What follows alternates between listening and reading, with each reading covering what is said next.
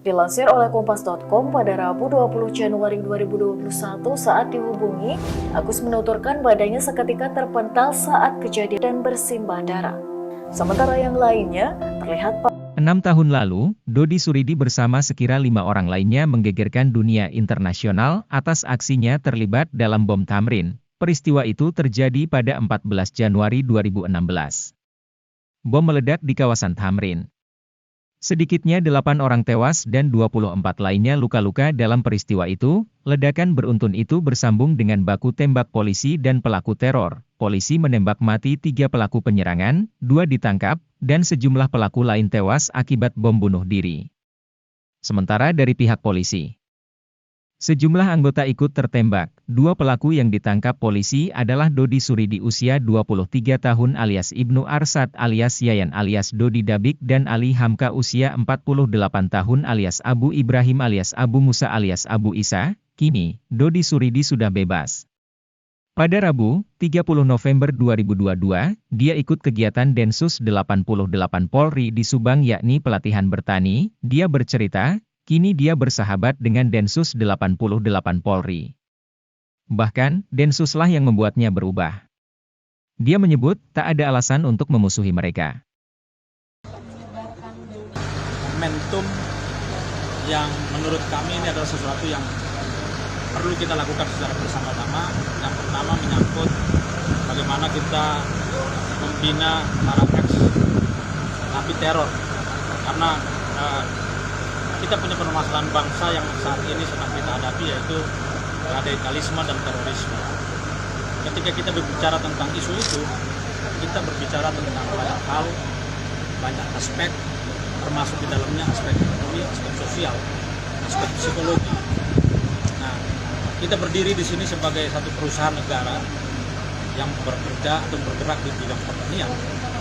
Kami ingin bekerja sama dengan PT Samyang Sari ini dalam rangka membina saudara-saudara kita yang tadinya menjadi terorisme, mereka radikal, mereka eksklusif, lalu kita membawa mereka ke dalam satu pembinaan program pemerintah.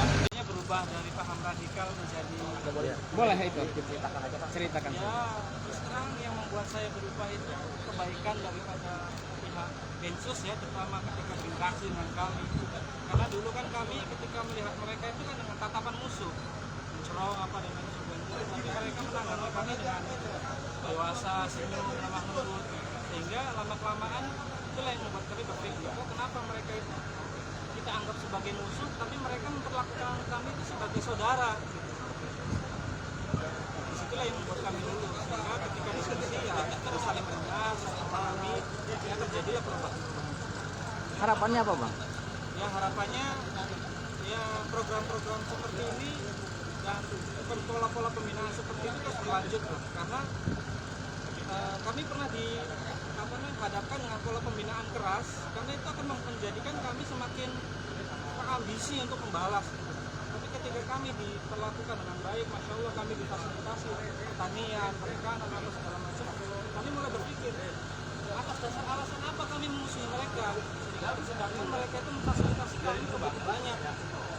Karena tujuan kami kan sebetulnya dulu kami jadi teroris itu kan sebetulnya ingin kebaikan, tapi cara-cara kami yang ditempuh itu salah.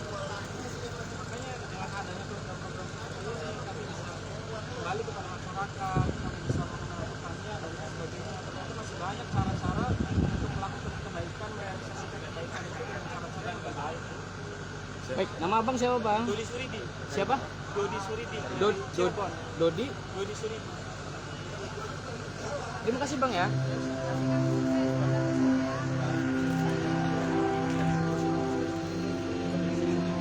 Oh ya.